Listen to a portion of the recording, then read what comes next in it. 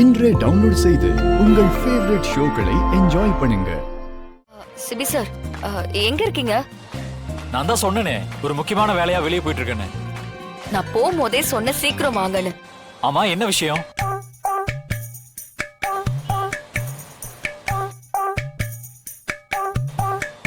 ஆமால, இன்னைக்கு ஜானோட பர்த்டே இல்ல, சுத்தமா மறந்துட்டேன். தமிழ், நீ அரேஞ்ச்மெண்ட்ஸ் எல்லாம் பண்ணிடு. நான் ஒரு முக்கியமான வேலை இருக்கு, முடிச்சுட்டு வந்துடுறேன். Okay Sibi sir. Yeah, bye. Sibi sir, ஜனமா பர்த்டேவை விட வேற என்ன முக்கியமான வேலை வருது?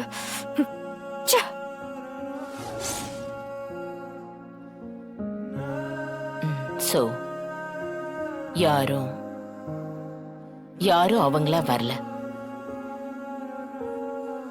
நீ வற்புறுத்தி எல்லாரையும் வர வச்சிருக்க. அப்படி ஒரு ஃபங்க்ஷனை நடத்தணுமா தமிழ்? ஏன் உனக்கு இந்த வேலை? அம்மா, உங்க பிறந்த நாளை விட இந்த வீட்டுல இருக்கிற யாருக்கும் வேற எதுவும் முக்கியமா இருக்க கூடாதுமா. அவங்க இதுல கான்சியஸா இல்லாம இருந்தாலும் ஞாபகப்படுத்த வேண்டியது நம்ம கடமை இல்ல.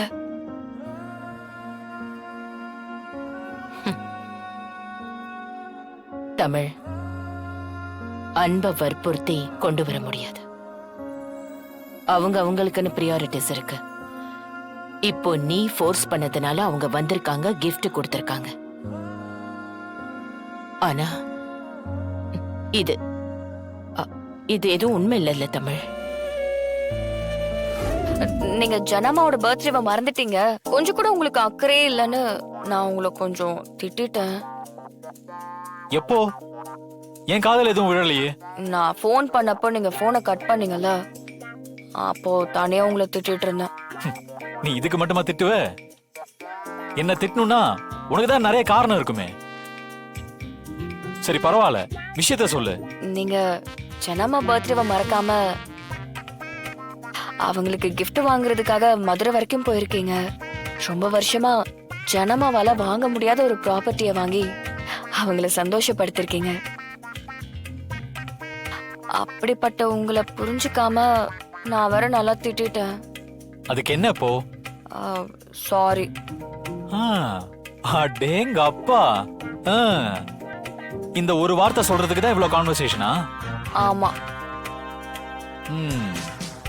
இங்க பாரு தமிழ், நீ நினைக்கிற மாதிரிலாம் எதுவும் இல்ல. நான் வேற வேலையா தான் மதுரை போனேன்.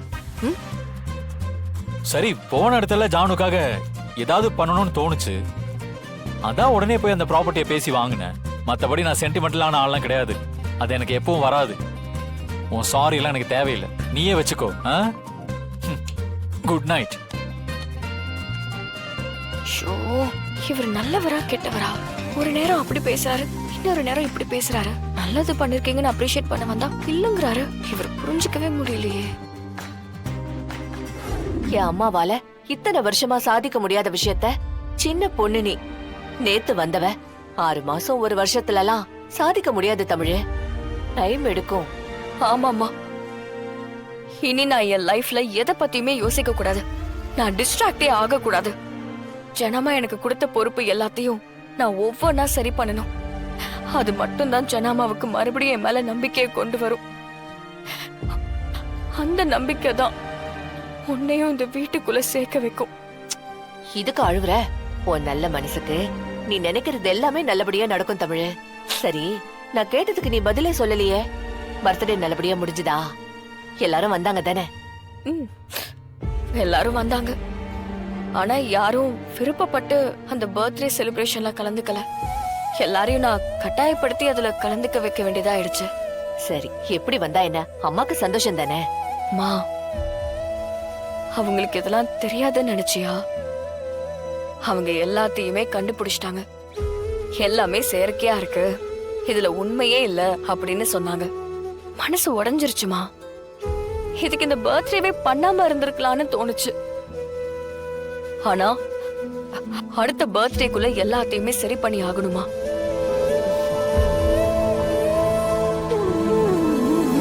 இத்தனை வருஷமா அவர் கோமால இருக்காரு. அப்படி இருக்கும்போது இந்த வருஷம் எப்படித்தான் திதி கொடுக்கறது? என் புள்ள எப்படி இருந்தா என்ன, அவரோட பேரன் சிபி இருக்கான். அவனும் தமிழும் சேர்ந்து பிண்டம் கொடுப்பாங்க.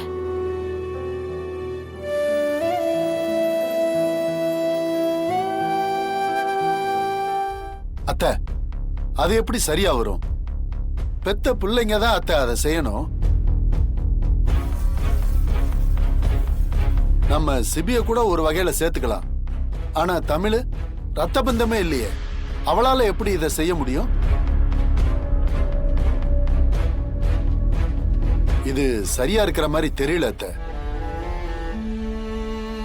எது சரி எது தப்புன்னு உங்ககிட்ட யாரும் கருத்து கேட்கல. நாளைக்கு திதி கொடுக்கணும், அவ்வளவுதான். அதுக்கான ஏற்பாட பாருங்க.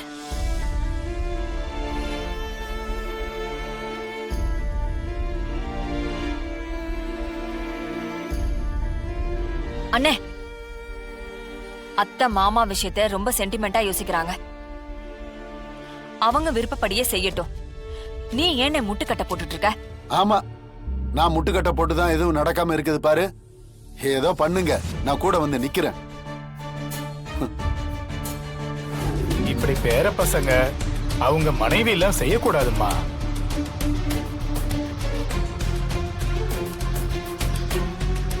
அதுவும் ரத்த பந்தம் இல்லாதவங்க திதி கொடுத்தாலும் அது அவங்கள போய் சேராது.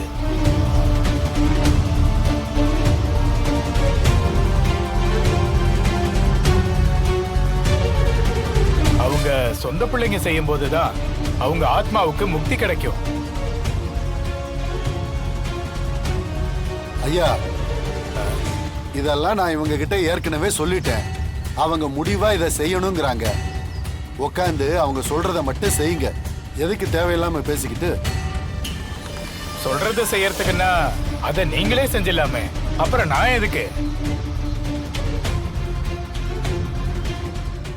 ஒரு செயலை செய்யறோம்னா அதுல இருக்கிற நல்லது கெட்டது எல்லாத்தையும் சொல்லிட்டு செய்யறதா நல்லது.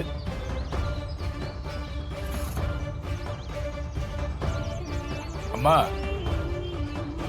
உங்களுக்கு 2 பசங்கல்ல, அவங்க உயிரோட இருக்காங்க தானே? அப்படி இருக்கும்போது அவங்கள வர வச்சு செய்யலாமே.